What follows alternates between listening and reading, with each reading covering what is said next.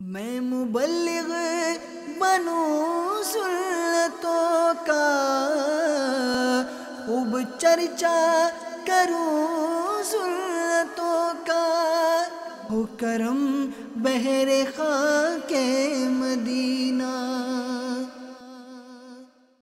الحمدللہ رب العالمین والصلاة والسلام علی سید المرسلین، اما بعد فاعوذ باللہ من الشیطان الرجیم، بسم اللہ الرحمن الرحیم۔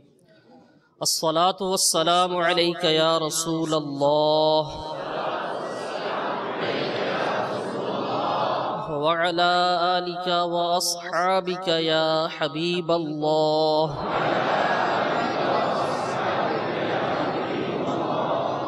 الصلاة والسلام علیک یا نبی اللہ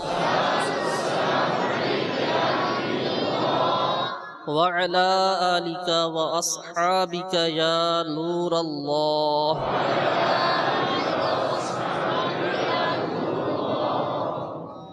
نویت سنت الاعتکاف۔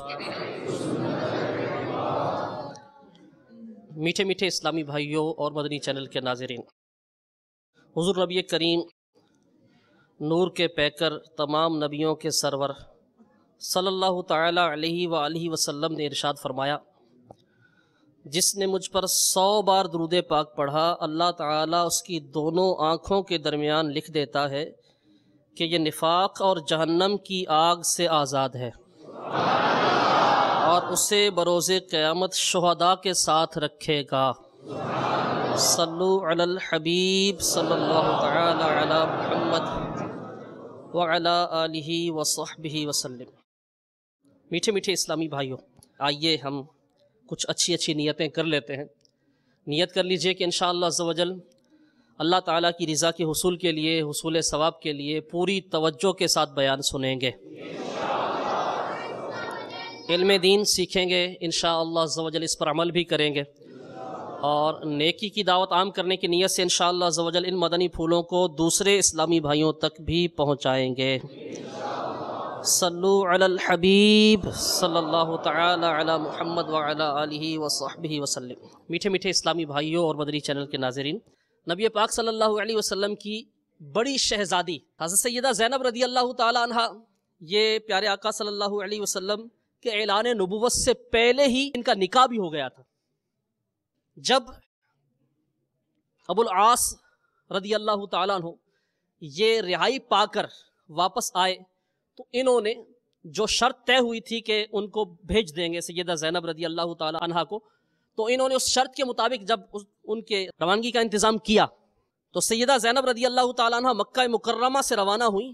کفار قریش نے ان کا راستہ روک لیا، یہاں تک کہ ایک بد نصیب ظالم حبار بن اسود، اس نے حضرت سیدہ زینب رضی اللہ تعالیٰ عنہ کو نیزے سے ڈرایا، اس طرح ڈرایا کہ آپ اونٹ کی پشت سے زمین پر تشریف لے آئیں، اونٹ سے گری زمین پر، اور یہ چوٹ اتنی شدید تھی کہ آپ اس وقت حاملہ تھیں، تو آپ کا وہ حمل بھی ضائع ہو گیا۔ ابو العاص کے بھائی کنانا وہ ساتھ تھے، ان کو ساتھ بھیجا تھا ابو العاص رضی اللہ تعالیٰ عنہ نے کہ ان کو مدینے تک پہنچا کے آؤ۔ اس پر کنانا نے پھر ان کی حفاظت کا کچھ وہ سامان کیا، اور پھر وہ جو روکنے کے لیے آئے تھے وہ ہٹ گئے، اور حضرت سیدہ زینب رضی اللہ تعالیٰ عنہ مدینہ طیبہ پہنچ گئیں۔ یہ جو دردناک مصیبت ان کے ساتھ پیش آئی، اسی لیے حضور صلی اللہ علیہ وسلم نے ان کے فضائل بیان کرتے ہوئے ارشاد فرمایا، میری بیٹیوں میں یہ بہت زیادہ فضیلت والی ہے۔ کیوں؟ کہ اس نے میری طرف آنے میں، میری طرف ہجرت کرنے میں بہت بڑی مصیبت اٹھائی۔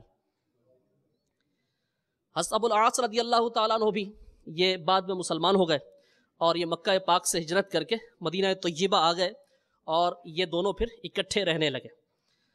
سن 8 ہجری میں حضرت سیدہ زینب رضی اللہ تعالیٰ عنہ کا وصال ہوا، اور حضرت ام ایمن اور حضرت سیدہ سودا اور حضرت سیدہ ام سلمہ رضی اللہ تعالیٰ عنہ نے ان کو غسل دیا۔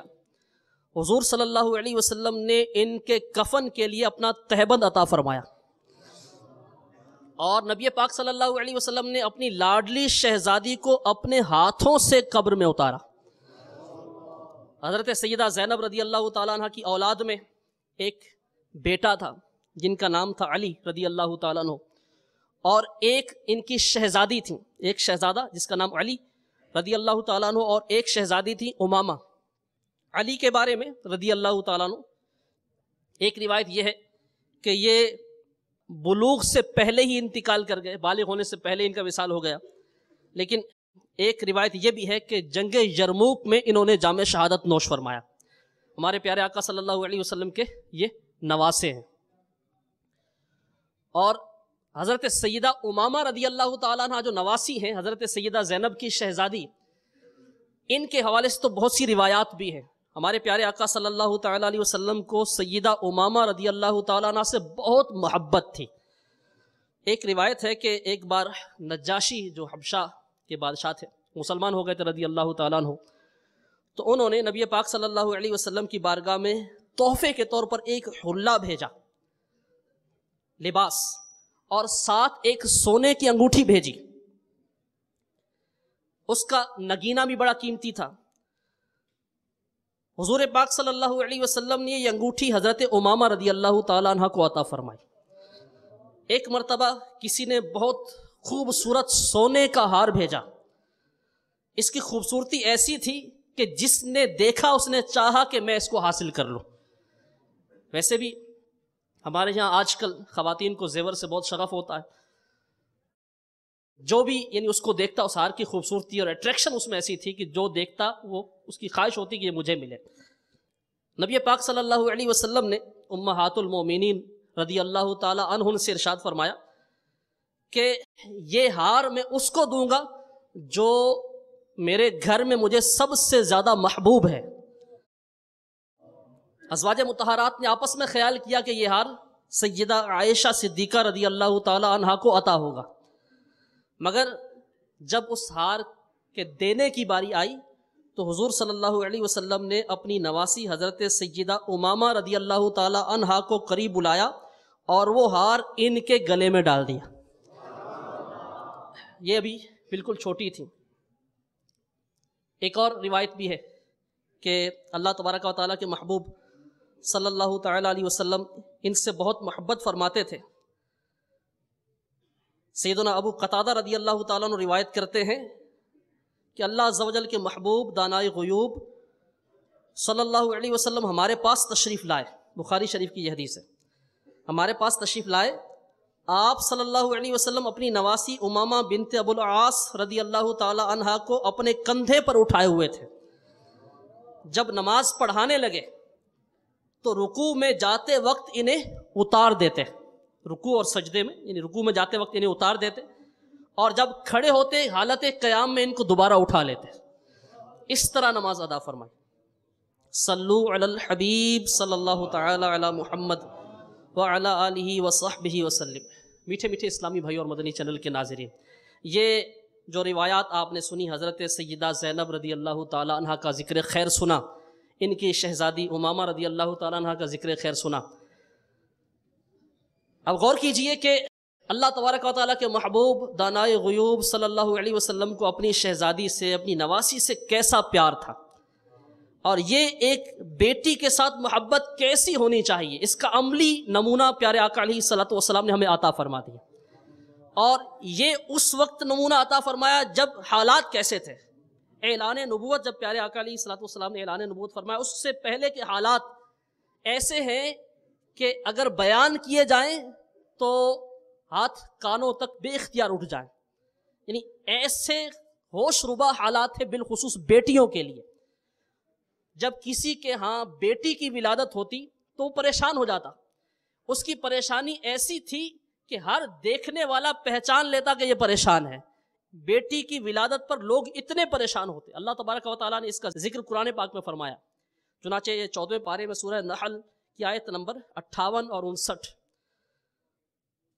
اللہ تبارک و تعالیٰ ارشاد فرماتا ہے، ترجمہ کنز الایمان، جب ان میں کسی کو بیٹی ہونے کی خوشخبری دی جاتی ہے، حقیقت میں تو خوشخبری ہے، جب ان میں کسی کو بیٹی ہونے کی خوشخبری دی جاتی ہے، دن بھر اس کا منہ کالا رہتا ہے اور وہ غصہ کھاتا ہے، لوگوں سے چھپتا پھرتا ہے، اس بشارت کی برائی کے سبب کیا اسے ذلت کے ساتھ رکھے گا یا اسے مٹی میں دبا دے گا؟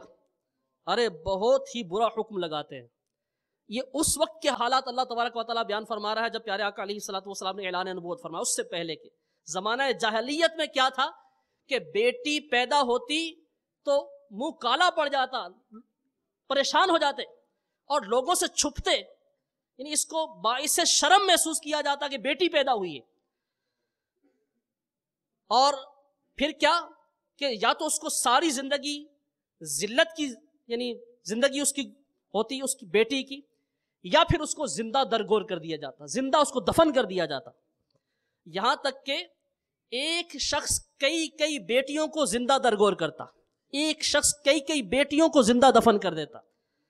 امیر المومنین سیدنا فاروق اعظم رضی اللہ تعالیٰ عنہ فرماتے ہیں کہ حضرت سیدنا قیس بن عاصم رضی اللہ تعالیٰ عنہ ایک بار نبی پاک صلی اللہ علیہ وسلم کی بارگاہ میں حاضر ہوئے، تو جو زمانہ جاہلیت میں انہوں نے اپنی بیٹیوں کو دفن کیا تھا، اس حوالے سے شرمسار ہوتے ہوئے، شرمندگی کا اظہار کرتے ہوئے عرض کی، میں نے زمانہ جاہلیت میں 8 بیٹیوں کو زندہ دفن کیا۔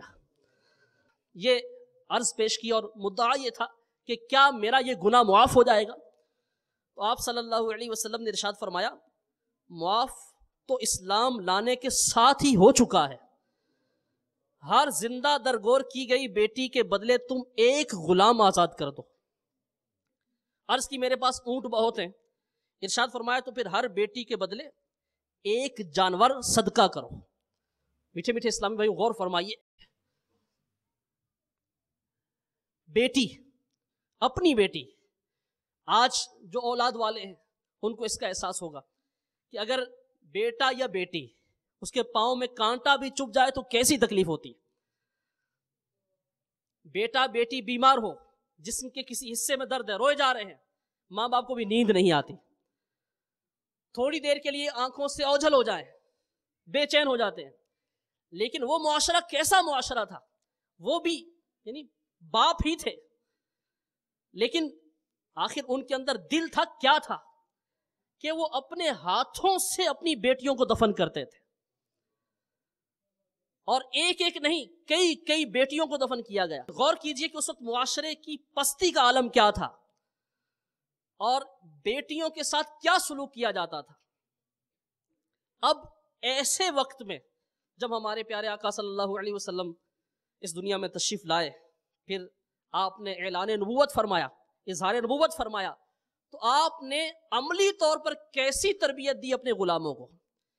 عملی طور پر، زبانی طور پر آپ نے کیسی تربیت دی کہ سبحان اللہ عز و جل وہی جو بیٹیوں کی پیدائش پر پریشان رہتے تھے، چھپتے پھرتے تھے، اب بیٹیوں کی پیدائش پر خوشی منانے والے بن گئے۔ کیسا زبردست انقلاب برپا ہو گیا۔ ایک ایمان افروز واقعہ سنیے۔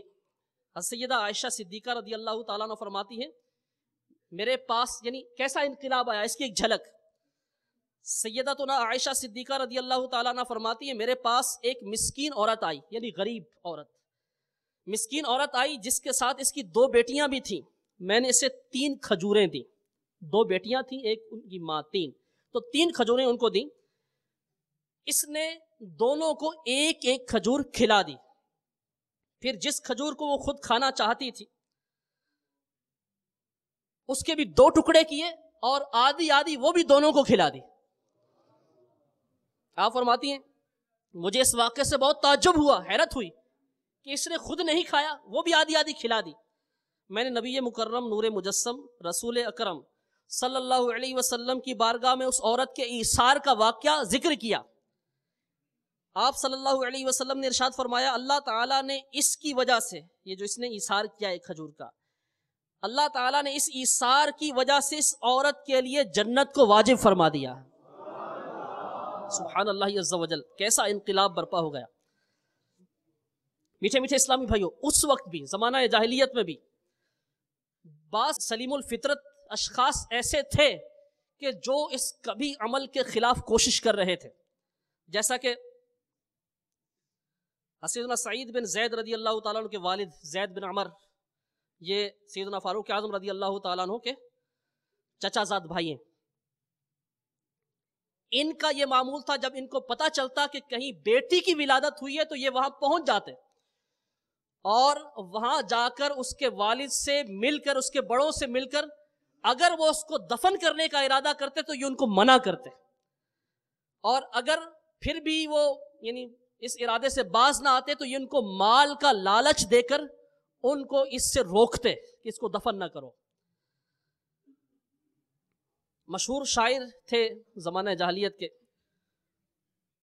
ان کے دادا سعد بن ناجیہ رضی اللہ تعالیٰ عنہ، یہ بعد میں ایمان لے آئے. ان کے حوالے سے علامہ آلوسی رحمۃ اللہ تعالیٰ علیہ نے طبرانی کے حوالے سے لکھا ہے ان کے بارے میں کہ انہوں نے بارگاہ رسالت میں عرض کی، یا رسول اللہ صلی اللہ علیہ وسلم، میں نے زمانہ جاہلیت میں یعنی ایمان لانے سے پہلے، پیارے آقا علیہ الصلوۃ والسلام کی اظہار نبوت سے پہلے، میں نے جو عمل کیا ان کا تذکرہ کر رہے ہیں. 360 بچیوں کو زندہ درگور ہونے سے میں نے بچایا. ہر ایک عوض میں نے کچھ نہ کچھ اس کے ماں باپ کو دیا، اونٹنیاں دیں، اونٹ دیے، گائیں دیں، تاکہ وہ ان کو دفن نہ کریں. کیا مجھے اس عمل کا کوئی اجر ملے گا؟ یہ اظہار نبوت، پیارے آقا علیہ الصلوۃ والسلام کے اظہار نبوت سے پہلے کا واقعہ، یعنی آپ نے اس کے بعد ایمان لائے. تو سرکار دو عالم صلی اللہ علیہ وسلم نے جب یہ سنا تو ارشاد فرمایا، اس عمل کا اجر تو تجھے مل گیا، اللہ تعالیٰ نے تجھے اسلام لانے کی توفیق مرحمت فرمائی، تجھے نعمت ایمان سے سرفراز فرما دیا. تو یہ جو بچیوں کو بچانے کا عمل تھا اس کا اجر یوں ملا کہ تجھے دولت ایمان نصیب ہو گئی، اور اس سے بڑھ کے کون سی دولت ہو سکتی ہے؟ شرف صحابیت مل گیا. میٹھے میٹھے اسلامی بھائیوں، آپ نے سماعت فرمایا کہ اس معاشرے میں بچیوں کے حوالے سے کیسی عجیب و غریب قسم کی سوچ تھی، اور کن حالات میں ہمارے پیارے آقا علیہ الصلوۃ والسلام تشریف فرما ہوئے، اور بالخصوص اس بارے میں کیسا انقلاب آ گیا کہ وہی جو بچیوں کی پیدائش پر پریشان ہونے والے تھے، اب وہ اللہ عز و جل کے کرم سے، اس کے پیارے حبیب علیہ الصلوۃ والسلام کے فیضان سے بچی کی آمد پر خوشیاں منانے والے بن گئے. نبی پاک صلی اللہ تعالیٰ علیہ وسلم نے بچی کی پرورش کے حوالے سے بہت سے مدنی پھول عطا فرمائے ہیں.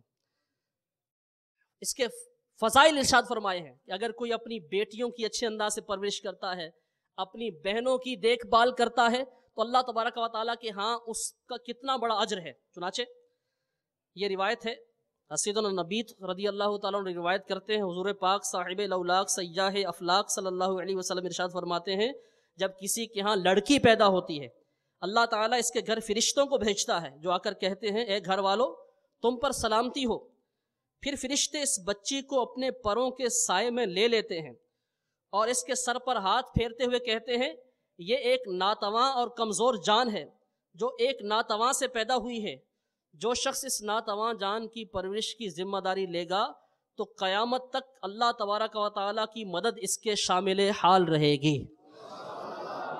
انہی صحابی سے مروی ہے سیدنا نبیت رضی اللہ تعالیٰ عنہ سے، شہنشاہ مدینہ صلی اللہ علیہ وسلم نے ارشاد فرمایا، بیٹیوں کو برا مت کہو، میں بھی بیٹیوں والا ہوں. بے شک بیٹیاں تو بہت محبت کرنے والیاں، غم گسار اور بہت زیادہ مہربان ہوتی ہیں. ہمارے پیارے آقا علیہ الصلوۃ والسلام بیٹی والے جو ہیں، بیٹیوں والے، ان کی تسلی کے لیے ارشاد فرما رہے ہیں. واقعی بیٹیاں جو ہیں یہ بیٹوں کی نسبت زیادہ ہمدردی کرنے والیاں ہوتی ہیں. آج کل ہمارے معاشرے میں بھی بدقسمتی سے بعض اوقات معاشرے کے اثرات کی وجہ سے یا علم دین سے دوری کی وجہ سے بیٹی کی ولادت پر بعض گھروں میں وہ پریشانی دیکھنے میں آتی ہے. بعض معاشروں میں اس کا اثر زیادہ ہوتا ہے، لیکن جہاں الحمدللہ عز و جل اسلامی ماحول ہوتا ہے، دعوت اسلامی کے مدنی ماحول کی برکتیں ہوتی ہیں، وہاں ایسا نہیں ہوتا. لیکن اس کے علاوہ معاشرے میں اب بھی ایسا ہے کہ بیٹی کی ولادت پر بعض لوگ پریشان ہو جاتے ہیں، اور اگر ایک بیٹی تھی اب دوسری بھی بیٹی ہو گئی تو اب اور زیادہ پریشانی ہوتی ہے، 3 بیٹیاں ہو گئی تو اور زیادہ پریشان. یہاں تک کہ اگر کوئی ایسی یعنی خاتون ہے، ایسی عورت ہے کہ جس کی فقط بیٹیاں ہی ہیں تو اس کو پھر سسرال کی طرف سے اور رشتہ داروں کی طرف سے تنگ بھی کیا جاتا ہے کہ اس کا بیٹا نہیں ہے. تو بیٹا ہونا یہ بھی اللہ تبارک و تعالیٰ کا کرم ہے، نعمت ہے. لیکن اگر فقط بیٹیاں ہی ہیں تو تب بھی کوئی پریشانی کی بات نہیں ہے. اسی طرح ہر ایک کی تقریباً خواہش ہوتی ہے، اولاد کی تو سبھی کی خواہش ہوتی ہے، لیکن ایک خواہش ساتھ اضافی یہ ہوتی ہے کہ پہلی جو اولاد ہے وہ بیٹا ہو، اور اگر پہلی بیٹی ہو تو اس پر قدر کم خوشی ہوتی ہے، اگر بیٹا ہو تو زیادہ خوشی ہوتی ہے. لیکن سبحان اللہ عز و جل، ہمارے پیارے پیارے آقا صلی اللہ علیہ وسلم کی بارگاہ میں پہلے بیٹی حاضر ہوئی، سیدہ زینب رضی اللہ تعالیٰ عنہ.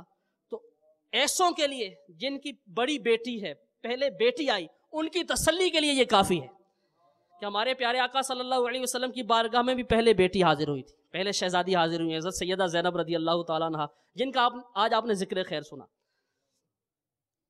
تو بیٹی کی ولادت یہ کوئی پریشانی کی بات نہیں ہے. الحمدللہ عز و جل دین اسلام نے تو بیٹیوں کو بہت عزت دی ہے، اور بیٹیوں کی پرورش پر اللہ تبارک و تعالیٰ کے ہاں زبردست اجر و ثواب ہے، جیسا کہ ابھی آپ نے روایت سنی.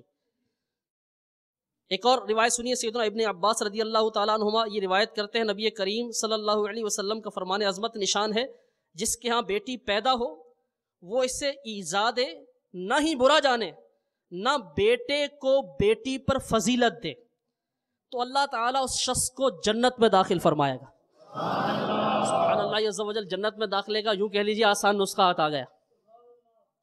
بیٹی پیدا ہو، اسے ایذا نہ دے، نہ ہی اسے برا جانے، نہ بیٹے کو بیٹی پر فضیلت دے، اور اگر وہ ایسا کرے تو اللہ تبارک و تعالیٰ ایسے شخص کو جنت میں داخل فرمائے گا. جس کی بیٹیاں زیادہ ہوں ان کی تسلی کے لیے سیدنا ابو ہریرہ رضی اللہ تعالیٰ عنہ روایت کرتے ہیں، رحمت عالم صلی اللہ علیہ وسلم نے ارشاد فرمایا، جس کی 3 بیٹیاں ہوں اور وہ ان کا خیال رکھے، ان کو اچھی رہائش دے، ان کی کفالت کرے، تو اس کے لیے جنت واجب ہو جاتی ہے. عرض کی گئی اگر 2 ہوں تو، ارشاد فرمایا 2 ہوں تب بھی. عرض کی گئی اگر 1 ہو تو، ارشاد فرمایا 1 ہو تب بھی. سبحان اللہ عز و جل، بیٹیوں والے خوش نصیب ہیں، بیٹوں والے بھی خوش نصیب ہیں، لیکن بیٹیوں والے زیادہ خوش نصیب ہیں کہ ان کی کفالت پر اتنے اجر و ثواب کا بیان ہو رہا ہے. 3 بیٹیاں ہوں، جب بھی ارشاد فرمایا کہ ان کو اگر اچھی رہائش دے، اچھی طرح ان کی پرورش کرے، کفالت کرے، تو اللہ تبارک و تعالیٰ اس کے لیے جنت واجب فرما دیتا ہے. 2 کے لیے عرض کی گئی، ارشاد فرمایا 2 والے کے لیے بھی یہی ہے، اور 1 کے لیے بھی یہی ارشاد فرمایا. ہمارے معاشرے میں جو یہ بیٹیوں کے حوالے سے 1 سے زائد بیٹیاں ہوں اور بیٹا نہ ہو، کچھ وہ پریشانی ہوتی ہے. اس میں ایک سبب یہ بھی ہوتا ہے جو ذہن میں ہوتا ہے کہ بیٹے کماتے ہیں، والد ہاتھ بٹاتے ہیں، کچھ نہ کچھ یہ وہ سمجھ لیں متبادل ہو جاتا ہے. لیکن بیٹیاں عموماً وہ یہ سمجھا جاتا کہ یہ بوجھ ہی ہیں. میٹھے میٹھے اسلامی بھائی، ایسا نہیں ہے. اگر آپ حقیقت میں اپنے معاشرے کو ہی دیکھ لیں تو ایک بہت بڑی تعداد ایسی ہے بیٹوں کی جو کماتے کم ہیں اور والد کی کمائی کو ضائع زیادہ کرتے ہیں. اور اگر کوئی کماتا بھی ہے تو اس کی کمائی سے فی زمانہ اگر آپ دیکھیں تو اس کی کمائی سے ماں باپ فائدہ کم ہی اٹھاتے ہیں. جبکہ بیٹیاں اگرچہ نہیں کماتی، لیکن بیٹیوں کے پاس جو ہے، جو ان کی ہمت ہے، جو ان کی طاقت ہے، وہ اس ہمت اور طاقت کو والدین کی خدمت ہی کے لیے استعمال کرتی ہے. اگر یہ ذہن ہے کہ بیٹے ہاتھ بٹائیں گے اور بیٹی جو ہے فقط بوجھ ہی ہے، تو ایسی بات نہیں ہے. دوسرا ایک ذہن یہ بھی ہوتا ہے کہ وارث کے حوالے سے یہ ذہن ہوتا ہے کہ بیٹی وارث نہیں ہے اور بیٹا وارث ہے. دین اسلام نے بیٹی کو بھی وراثت میں حق دیا ہے. وہ معاشرہ جس میں بیٹی کو زندہ دفن کیا جاتا تھا، سبحان اللہ عز و جل، اس معاشرے میں کیسا انقلاب آیا کو اس کو وراثت میں حقدار قرار دے دیا گیا بیٹی کو. مگر بدقسمتی سے ہمارے معاشرے میں جہیز پر تو لاکھوں لاکھ خرچ کیا جاتا ہے، جو بیٹی کا اصل حق ہے یعنی وراثت، اس میں سے بیٹی کو حصہ نہیں دیا جاتا. بڑے بڑے مذہبی لوگ بھی اس چیز کی وہ رعایت نہیں کرتے، اس طرف توجہ نہیں ہوتی. اور اگر بیٹی اپنے حق کا مطالبہ کرے تو اس کو معیوب سمجھا جاتا ہے. تو بیٹی کو وراثت میں حق یہ دین اسلام نے دیا ہے، اس کو کوئی ختم نہیں کر سکتا. میٹھے میٹھے اسلامی بھائیوں اور مدنی چینل کے ناظرین، الحمدللہ عز و جل دین اسلام بہت پیارا دین ہے۔ دین اسلام نے فقط یہ نہیں ہے کہ ہمیں نماز روزے کا طریقہ بتایا، دین اسلام نے ہمیں عبادات کے فضائل بھی بتائے، عبادت کا طریقہ بھی بتایا، اور ساتھ ساتھ جو معاملات ہیں ہمارے، ہمیں اس دنیا میں کیسے رہنا ہے، کس کا کتنا حق ہے، میراث کے کیا مسائل ہیں، دین اسلام نے ہمیں یہ بھی سکھایا ہے۔ اور اللہ تبارک و تعالیٰ نے یہ قرآن پاک میں ارشاد فرمایا ادخلوا فی السلم کافہ، دین اسلام میں پورے کے پورے داخل ہو جاؤ۔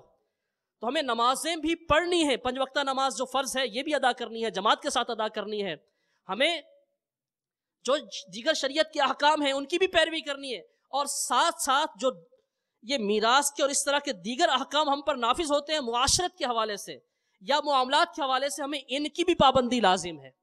تو نیت کر لیجئے کہ انشاءاللہ عز و جل ہم اپنی بہنوں کا، اپنی بیٹیوں کا پورا حق ادا کریں گے انشاءاللہ عز و جل، ان کے ساتھ حسن سلوک کریں گے انشاءاللہ۔ تو تربیت کے حوالے سے تو حسن سلوک کا ذہن بن جاتا ہے، لیکن میراث کے حوالے سے اتنا آسانی سے بنتا نہیں ہے، لیکن ہمیں بنانا ہے چونکہ یہ اللہ کا حکم ہے عز و جل اور اس کے رسول صلی اللہ علیہ وسلم کا حکم ہے۔ انشاءاللہ ہمیں اپنی بیٹیوں کو، اپنی بہنوں کو میراث میں سے حصہ دینا ہے انشاءاللہ۔ صلو علی الحبیب صلی اللہ تعالی علی محمد وعلی آلہ وصحبہ وسلم۔ تو آپ نے سماعت فرمایا کہ کس طرح بیٹیوں کی پرورش پر اجر و ثواب کے وعدے ہیں۔ اس میں ایک تذکرہ یہ آیا ایک روایت میں کہ وہ بیٹے کو بیٹی پر فوقیت نہ دے، اس حوالے سے بھی ایک روایت سماعت فرما لیجیے۔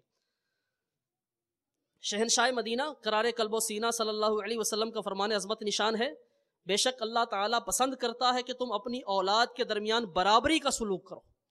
ایک اور روایت سماعت فرمائیے، سیدنا انس رضی اللہ تعالیٰ عنہ سے مروی ہے، ایک شخص تاجدار رسالت صلی اللہ علیہ وسلم کے ساتھ بیٹھا ہوا تھا، آپ کی بارگاہ میں حاضر تھا، اتنے میں اس کا بچہ آ گیا۔ اس شخص نے اپنے بیٹے کو بوسہ دیا، اپنی ران پہ بٹھا لیا، گود میں بٹھا لیا۔ اسی دوران اس کی بچی بھی آ گئی، اس نے اسے اپنے سامنے بٹھا لیا، یعنی نہ اس کا بوسہ لیا نہ اپنی گود میں بٹھایا۔ تو سرکار مدینہ صلی اللہ علیہ وسلم نے ارشاد فرمایا تم نے ان دونوں کے بیچ برابری کیوں نہیں کی؟ اس کو بوسہ دیا، اس کو گود میں بٹھایا، اس کو سامنے بٹھایا، برابری کیوں نہیں کی؟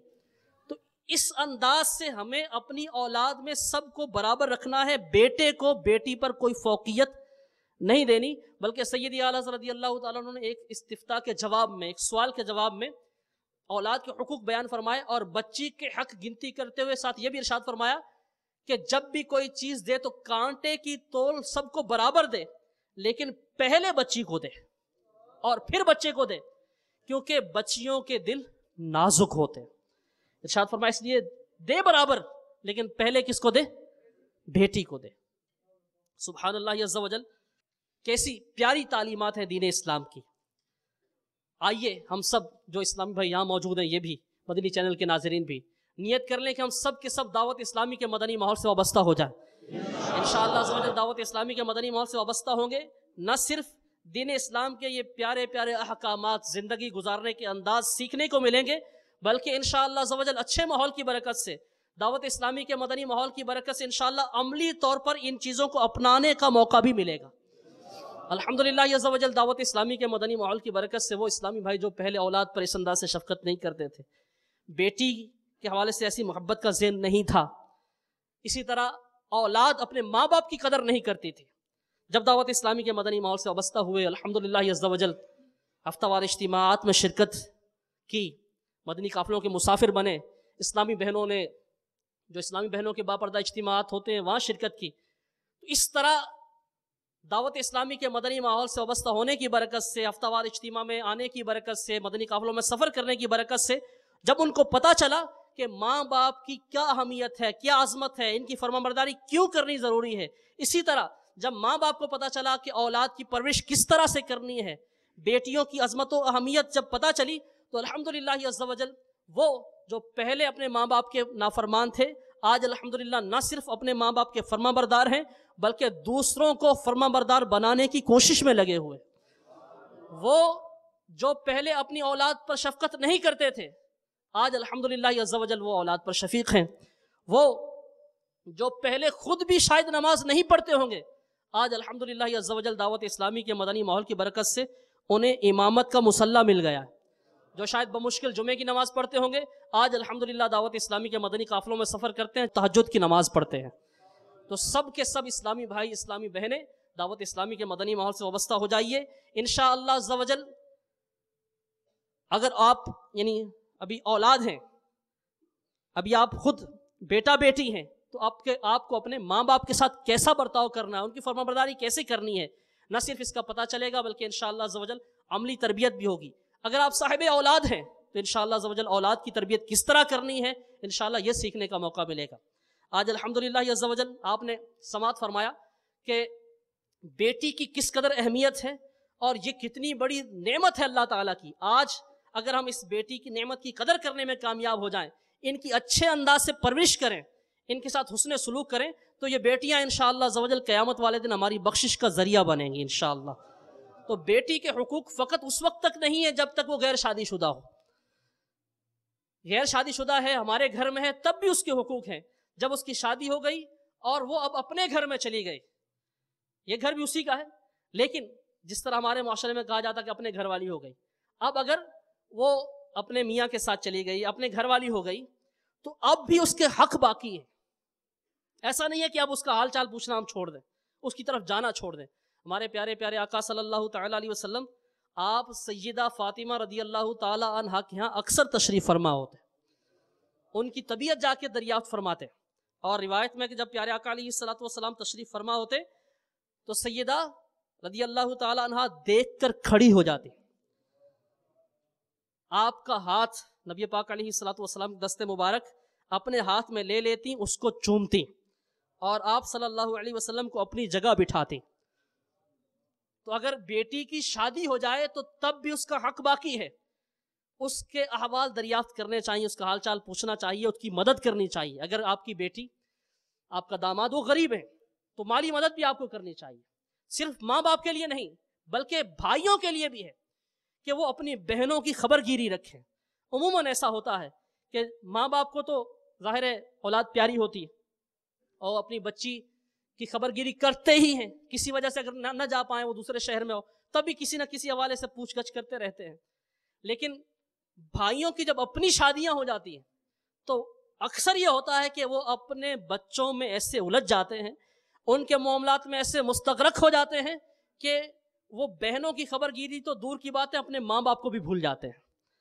اور جب تک ماں باپ زندہ رہتے ہیں اس وقت تک پھر بھی کوئی نہ کوئی تعلق ہوتا ہے، بہنیں بھی آ جاتی ہیں، کوئی موقع ایسا ہوتا ہے اکٹھے ہو جاتے ہیں، اور پھر ماں باپ بھی کہتے ہیں کہ بہن کی پوچھ لو، بہن کی طبیعت کیسی ہے، کوئی خاص موقع ہوتا ہے تو اس کے لیے کوئی تحفہ وغیرہ بھی بھجوا دیا جاتا ہے۔ لیکن ماں باپ جب دنیا سے چلے جاتے ہیں نا، تو یہی بہن بھائی جو بچپن میں بالکل ایک دوسرے کے بغیر رہ نہیں سکتے تھے، بالخصوص بہنیں، بھائی اگر کہیں جاتا تھا تو بہن رات کو سوتی نہیں تھی۔ جب پہلی بار وہ اپنے شہر سے باہر گیا تھا تو سب سے زیادہ اس کو مس کیا ہوگا، ماں باپ تو کرتے ہی ہیں لیکن بھائیوں نے شاید نہیں کیا ہوگا، اس کی بہن نے اس کو مس کیا ہوگا۔ اور جب بھائی پر کوئی مصیبت آئی تو بہن لازمی روئی ہوگی، یعنی بہن کی ایسی محبت ہوتی ہے بھائیوں کے ساتھ۔ لیکن جب ماں باپ دنیا سے چلے جاتے ہیں تو بہنیں، اگرچہ ان کے دل میں محبت سب کچھ باقی ہوتا ہے، لیکن اب وہ اپنے شوہر کے ماتحت ہیں، وہ اس طرح سے نہیں کر سکتی، پوچھ گچھ نہیں کر سکتی، آ نہیں سکتی، ظاہر ہے وہ اپنے شوہر کی اجازت کے بغیر کچھ نہیں کر پائیں گی۔ لیکن یہ تو خود گھر کے حاکم ہیں، دین اسلام نے گھر کا نظام چلانے کے لیے مرد کو حاکم بنایا ہے۔ کوئی بھی ادارہ ہو، کوئی بھی انسٹیٹیوٹ ہو، کہیں بھی کوئی نہ کوئی بڑا ہوتا ہے، تو گھر کا جو ادارہ ہے اس میں بڑا جو ہے وہ مرد ہے، تو اب مرد کا حکم نافذ ہوگا۔ اب چونکہ یہ خود بڑے ہیں لیکن یہ اپنی بیوی کی محبت میں، اپنے بچوں کی محبت میں اپنی سگی بہن کو بھول جاتے ہیں۔ آپ بھی غور کیجئے، بالخصوص وہ جو شادی شدہ ہیں اور ان کی بہنیں اپنے اپنے گھروں میں ہیں، کتنا کتنا عرصہ بیت جاتا ہوگا، وہ جو ایک دوسرے کے لیے کے بغیر پل بھی نہیں گزارا کرتے تھے، کتنا کتنا عرصہ گزر جاتا ہوگا۔ آج اس بہن کی شکل آپ نے دیکھے ہوئے کئی مہینے ہو گئے ہوں گے۔ آپ کا بچہ دوسرے شہر جائے تو آپ پل پل کی خبر رکھتے ہوں گے، بیٹا کہاں پہنچے، کیا کیفیت ہے، کوئی پریشانی تو نہیں ہوئی، کھانا کھا لیا۔ آپ کا بچہ پردیس میں ہے، دوسرے ملک میں ہے، آپ مہنگی کال ہونے کے باوجود رابطہ اس سے رکھتے ہیں، وہ جس حال میں بھی رہے، آپ کا وہ آپ کو قرار نہیں آتا. وہ کہتا کہ میں بالکل ٹھیک ہوں, کھاتا بھی ہوں, کوئی پرابلم نہیں ہے, لیکن پھر بھی آپ کو چین نہیں آتا. آپ سوچتے ہیں کہ یہاں تو تھا تو یہ تھا, یہاں تھا وہ ٹھنڈا کھانا نہیں کھاتا تھا, یہاں رات کو سوتا تھا بستر اس کے اتر جاتا تھا, ایسی کیفیت تھی, اب وہاں پتہ نہیں کس حال میں ہوگا. وہ کہتا ہے کہ میں بالکل ٹھیک ہوں, لیکن ہمیں چین نہیں آتا کہ وہ کیسا ہوگا. تو یہ ہماری محبت اپنی اولاد کے ساتھ ہونی چاہیے. لیکن میٹھے میٹھے اسلامی بھائیوں, ہماری بہنیں, ہمارے بھائی, وہ بھی تو ہماری محبت کے مستحق ہیں. ہم نے کبھی سوچا کہ ہماری بہن کس حال میں ہوگی؟ جب ہم اکٹھے تھے بچپن میں تو ایسا ہوتا ہے کہ ہمارے ساتھ بھی ہوا ہوگا کہ بہن جو ہے وہ اپنے بھائیوں کے لیے کھانا تیار کرتی ہے, ان کے کپڑے استری کرتی ہے. ہم کھانا کھا کے برتن چھوڑ کے چلے جاتے ہیں, وہ ہمارے برتن سمیٹتی ہے. ہم سونے کے بعد بستر چھوڑ کے چلے جاتے ہیں, وہ لحاف سمیٹتی ہے. ہم گھر میں ہر چیز ادھر ادھر پھینک کے چلے جاتے ہیں, وہ چیزیں سمیٹتی ہے, صفائی کرتی ہے. اس نے ہمارے ساتھ کیا کچھ نہیں کیا ہوگا. بالخصوص اگر گھر میں بہن بڑی ہو تو اس پر بہت زیادہ بوجھ ہوتا ہے. وہ باپ کا بھی ہاتھ بٹاتی ہے, ماں کا بھی ہاتھ بٹاتی ہے, اور بسا اوقات ایسا ہوتا ہے کہ اس نے ماں کی طرح اپنے چھوٹے بہن بھائیوں کی پرورش کی ہوتی ہے. لیکن کیسی ستم ظریفی ہے کہ ہم مادیت پرستی میں, دنیا کی محبت میں ایسے پڑے کہ ہم اپنی اسی شفیق بہن کی شفقتیں بھول گئے. اور آج اتنا عرصہ گزرنے کے بعد بھی ہم اپنے بچے سے روز روز کا پوچھتے ہیں کہ بیٹا کھانا کھایا نہیں کھایا, سوئے نہیں سوئے, طبیعت تو خراب نہیں ہے, موسم کیسا ہے. لیکن ہم نے اپنی بہن سے کئی مہینے ہو گئے پوچھا نہیں کہ اس کی کیفیت کیا ہے. تو میٹھے میٹھے اسلامی بھائیوں, جو دین اسلام نے ہمیں ایک درد دیا ہے, انسانیت کا درس دیا ہے, ہمیں اپنے رشتہ داروں کا درد دیا ہے, ماں باپ کی محبت اور ماں باپ کی شفقت, اس کے صلے میں ان کی فرما برداری کا ذہن دیا ہے. ماں باپ کو یہ یعنی ذہن دیا ہے, ماں باپ کی یہ تربیت فرمائی ہے کہ کس طرح اولاد پر شفقت رکھنی ہے, کس طرح ان کی پرورش کرنی ہے. پھر بہن بھائیوں کو ایک دوسرے کے حقوق سکھائے ہیں. میٹھے میٹھے اسلامی بھائیوں, اگر ہم چاہتے ہیں کہ ہم یہ پیارا پیارا جو ایک ماحول سننے میں یقیناً وہ ایک جذبات ابھر رہے ہوں گے اور وہ محبتیں پھر سے تازہ ہو رہی ہوں گی. آپ غور کیجئے, اگر وہی ماحول پھر سے بن جائے جو بچپن میں ہمارا ماحول تھا تو کتنا مزہ آئے گا. بالکل دل میں کسی قسم کی کوئی وہ کدورت نہیں ہے, کوئی نفرت نہیں ہے. آج تو ہمیں یہ شکوہ اپنی بہن سے کہ اس نے فلاں موقع پہ ہمیں بلایا نہیں تھا, یا ہمارے بیٹے کو اچھے انداز میں نہیں بلایا تھا, یا ہمارے دوسرے بھائی کے بچوں کو تحفے دیے تھے ہمیں نہیں دیے تھے. لیکن بچپن میں ایسی کوئی باتیں نہیں تھیں, لڑتے بھیڑتے تھے, پھر اکٹھے ہو جاتے تھے. اگر وہی محبتیں ہماری دوبارہ لوٹ آئیں تو کتنا مزہ آئے گا. بہرحال میٹھے میٹھے اسلامی بھائیوں, دین اسلام نے ہمیں یہ ایک زندگی گزارنے کا معاشرے میں ایک بہترین انداز دیا ہے. تو نیت کر لیجئے کہ انشاءاللہ عز و جل ہم دعوت اسلامی کے مدنی ماحول سے وابستہ رہیں گے. دعوت اسلامی کے مدنی ماحول میں سارے کے سارے اسلامی بھائی بھی آ جائیں, اسلامی بہنیں بھی آ جائیں. انشاءاللہ عز و جل وہ محبتیں پھر سے تازہ ہو جائیں گی انشاءاللہ. صلو علی الحبیب صلی اللہ تعالی علی محمد وعلی آلہ وصحبہ وسلم. میں مبلغ بنوں سنتوں کا, خوب چرچا کروں سنتوں کا, ہو کرم بہر خاک مدینہ.